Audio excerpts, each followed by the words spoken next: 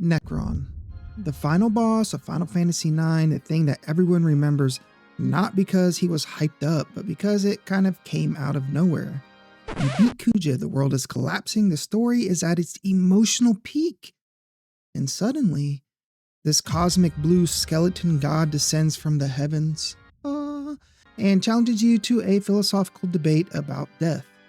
For a lot of players, Necron felt like a rug pull. I don't blame you. Once again, things that could have been brought to my attention yesterday! Like a boss from a completely different game, but here's the thing. Necron is not random. He's not disconnected. He's not a twist villain. He is the logical and perfect end of Final Fantasy IX's entire cosmology. And when you see who Necron is, or what Necron is, Final Fantasy IX suddenly becomes a much deeper and darker story than most players ever realized. Why does Necron speak like the crystal? Why does he respond to Kuja's fear? Why does he only appear when existence itself reaches a breaking point? Let's dig into it. So, let's start with the moment Necron appears, right? You're at the end of Final Fantasy IX, Kuja in all his rage and despair casts Ultima, and not a spell of destruction, but of metaphysical erasure.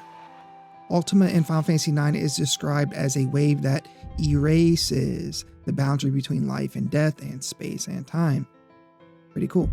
Kuja wasn't trying to kill you, he was trying to end existence itself. And here's the first big clue. Necron appears only after a being attempts to collapse the existential structure of the universe. So yeah, he only shows up after Kuja tries to end literally everything. And it's not coincidence, this is cause and effect. And 9's Ultimania even says Necron manifests... Necron manifests as a reaction to Kuja's nihilism, the instinct of the universe to return to zero. So not as a god, not as a villain, but as a cosmic failsafe. It's a reset button, a system restore, the world's antivirus kind of thing.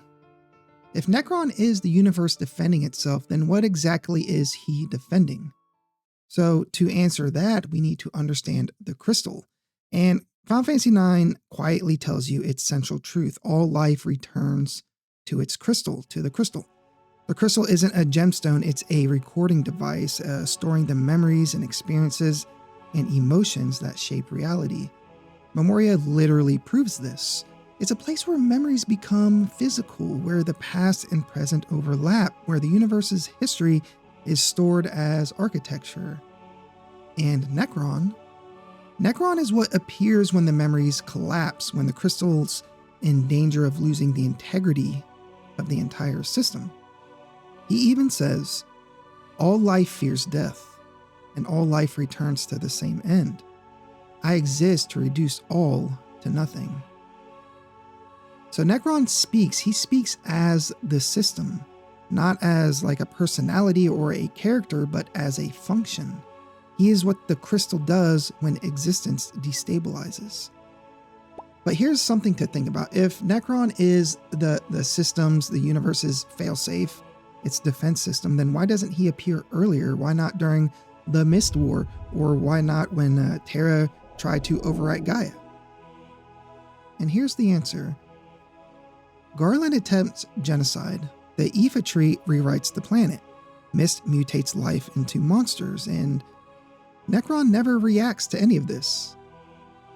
Why? Because Necron is not triggered by destruction. He is triggered by conscious despair, by the idea that existence has no meaning expressed by a living being.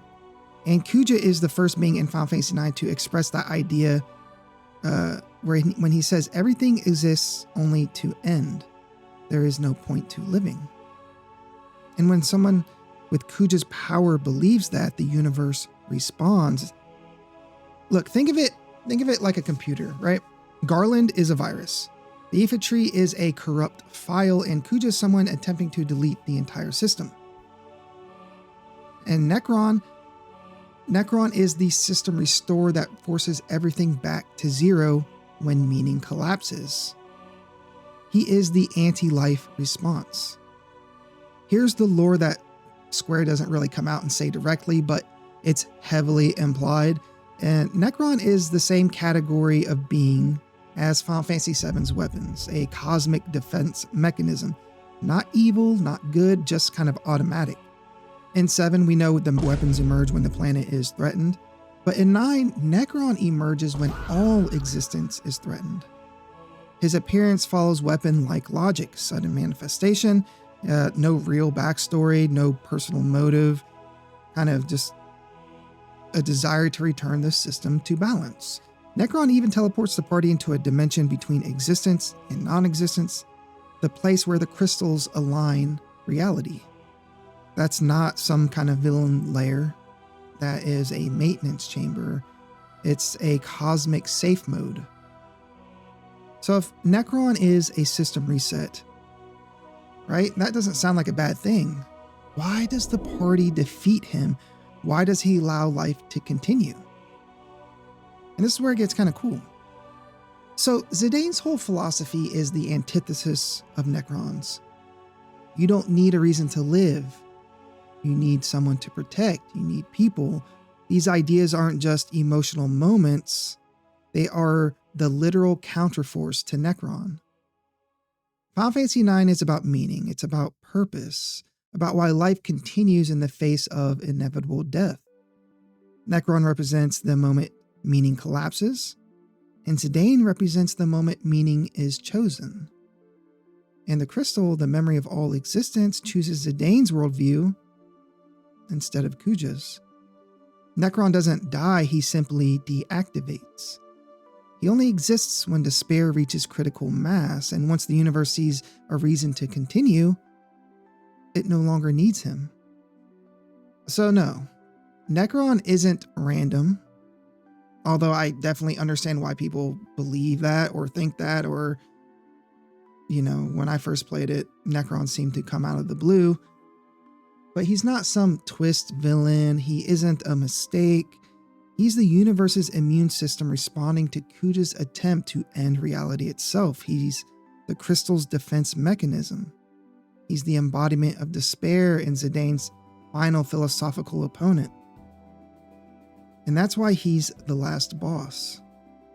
Not to kind of rug pull the player, but to show the final challenge of Final Fantasy IX isn't a person. It's the idea that life has no meaning. And the party and you choose otherwise. So tell me, what do you think Necron is? Is it a cosmic failsafe? Is it Kuja's fear made real? Or the universe's last defense against hopelessness? Let me know in the comments. I appreciate you all hanging out, and have an amazing day. Don't forget to like and subscribe, and God bless.